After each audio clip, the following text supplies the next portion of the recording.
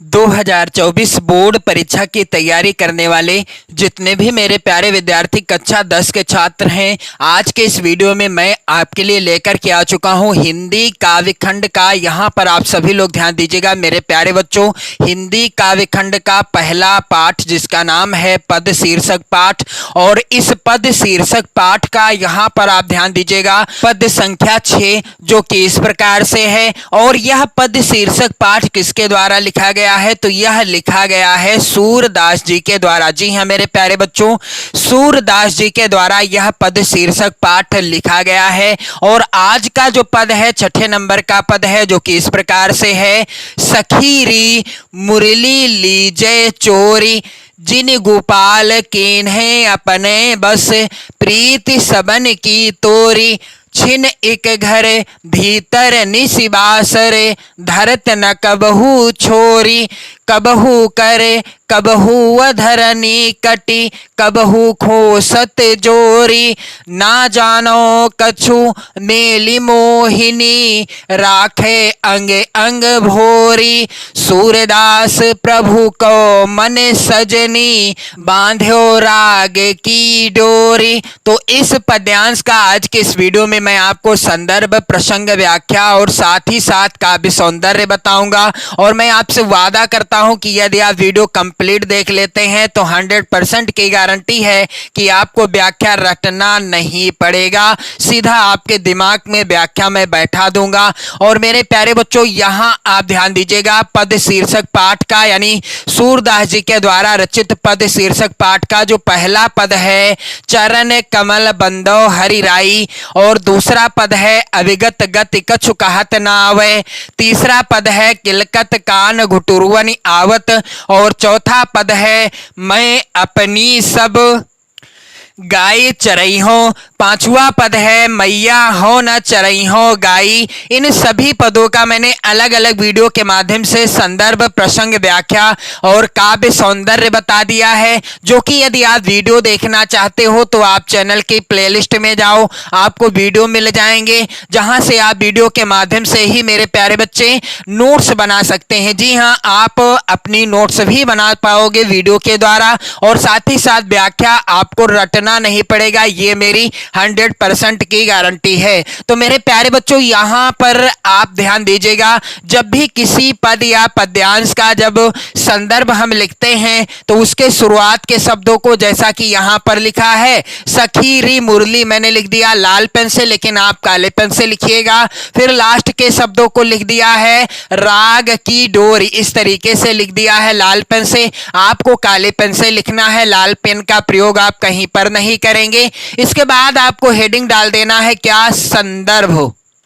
काले पेन से आप हेडिंग डालिएगा संदर्भ। और क्या हो जाएगा संदर्भ? मेरे प्यारे बच्चों, प्रस्तुत पद्यांश हमारी पाठ्य पुस्तक, जैसा कि मैं आपको प्रत्येक वीडियो में बताता हूं, हिंदी आप काले पेन से लिखिएगा और सिंगल इन्वर्टेड कामा के अंतर्गत लिखिएगा। फिर के काव्य खंड में संकलित पाठ का नाम क्या है? पद शीर्षक पाठ से उद्धृत है, पाठ का नाम भी आपको काले पेन से ही लिखना होगा। और जिसके रचयिता कौन है? तो सूरदास जी हैं। तो प्रस्तुत पद्यांश हमारी पाठ्य पुस्तक हिंदी के काव्य खंड में संकलित पद शीर्षक से या पद शीर्षक पाठ से अवतरित है, जिसके रचयिता सूरदास जी हैं। और मेरे प्यारे बच्चों, यहां पर आप सभी लोग ध्यान दीजिएगा, जितना मैंने संदर्भ के अंतर्गत काले पेन से लिखा है, जो भी चीजें आप सेम इसी तरह से काले पेन से ही लिखिएगा। जब आप पद शीर्षक पाठ का कोई भी पद हो उसका आप संदर्भ लिखो, सेम इसी तरह से लिख सकते हैं।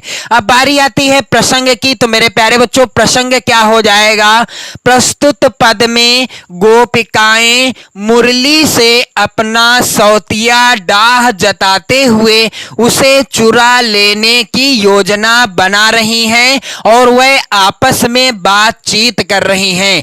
मुरली को यानी भगवान श्री कृष्ण की बंसी को यानी मुरली को गोपिकाएं सौत मानती थी। और मेरे प्यारे बच्चों, बच्चों यहाँ पर सूरदास जी ने इसी का वर्णन किया है कि प्रस्तुत पद में गोपिकाएं मुरली से अपना सौतिया डाह जताते हुए उसे चुरा लेने की योजना बना रही हैं, यानी मुरली को अपना सौत मानती हैं और इसलिए मुरली को चुरा लेने की योजना बना रही हैं और इसी पर वह आपस में बातचीत कर रही हैं। तो चलिए मैं आपको पहले तो बताऊंगा सरल व्याख्या क्या हो जाएगी, फिर मैं आपको बताऊंगा व्याख्या और काव्य सौंदर्य आपको लिखना कैसे है। तो सखी री मुरली लीजे चोरी, क्या कहते हैं सूरदास जी कि सखी री मुरली लीजे चोरी।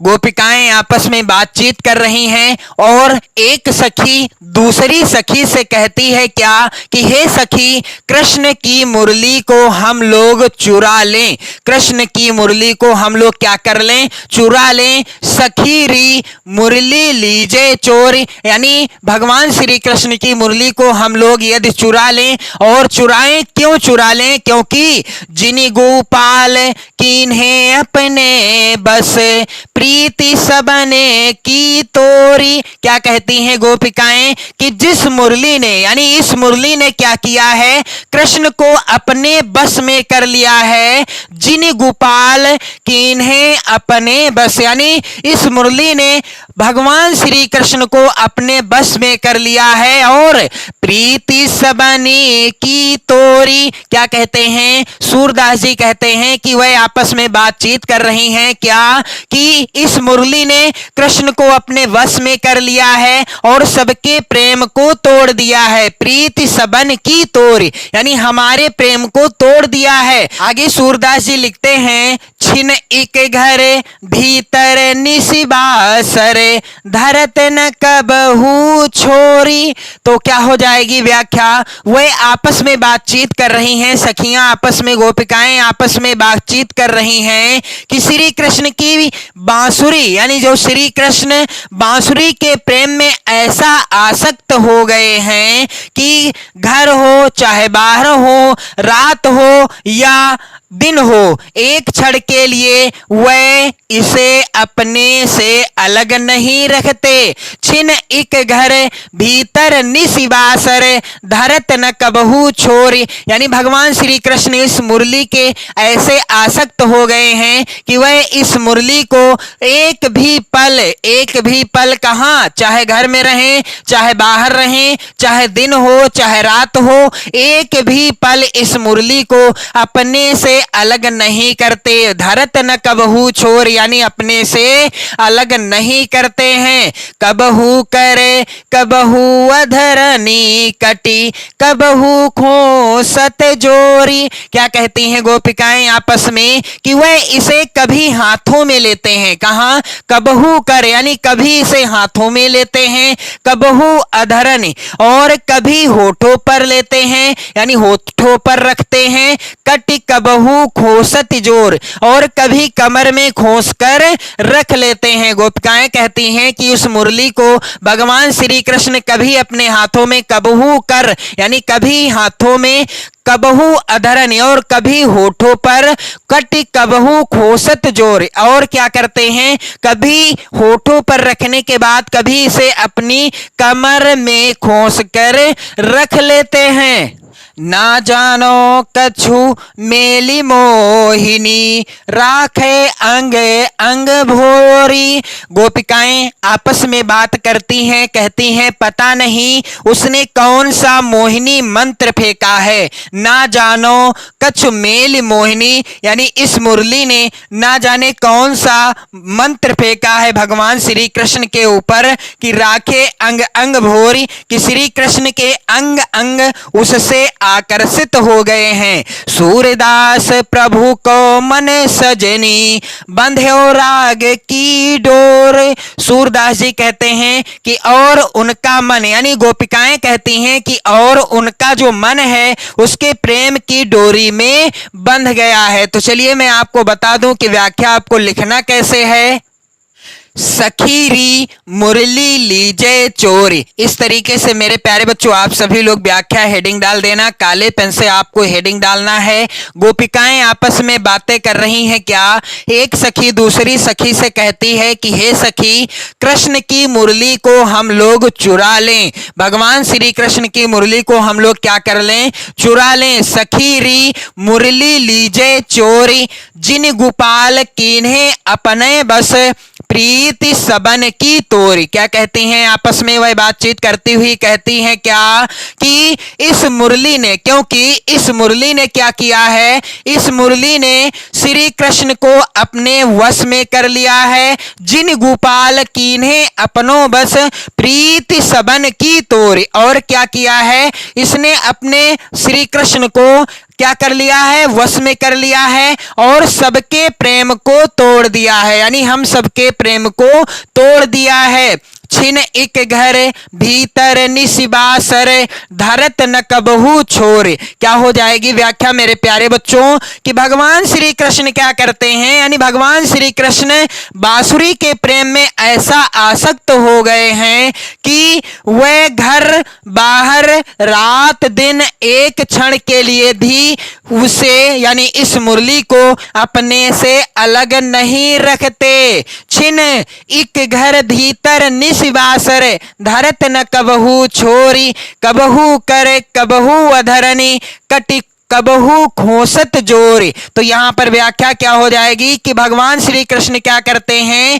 कभी इस मुरली को अपने हाथों में लेते हैं, कभी होठों पर और कभी कमर में खोस कर रख लेते हैं। कबहू करे कबहू अधरनी कटी, कबहू खोसत जोरी। और क्या हो जाएगी यहां पर व्याख्या कि ना जानो कछु मेल मोहिनी, राखे अंग अंग भोरे। तो यहां पर गोपियां आपस में बात कर रही हैं कि पता नहीं उसने कौन सा मोहिनी मंत्र फेंका है कि श्री कृष्ण के अंग अंग उससे आकर्षित हो गए हैं। ना जानो कछु मेल मोहिनी, राखे अंग अंग भोरी, सूरदास प्रभु को मन सजनी, बंध्यो राग की डोर। क्या हो जाएगी व्याख्या? सूरदास जी कहते हैं कि गोपिकाएं आपस में बातें कर रही हैं कि और भगवान श्री कृष्ण का मन जो है उस मुरली के प्रेम की डोरी में बंध गया है, यानी उनका मन उसके प्रेम की डोरी में बंध गया है। तो चलिए मैं आपको बता दूं कि काव्य सौंदर्य क्या होगा। तो काव्य सौंदर्य काले पेन से हेडिंग डाल देना।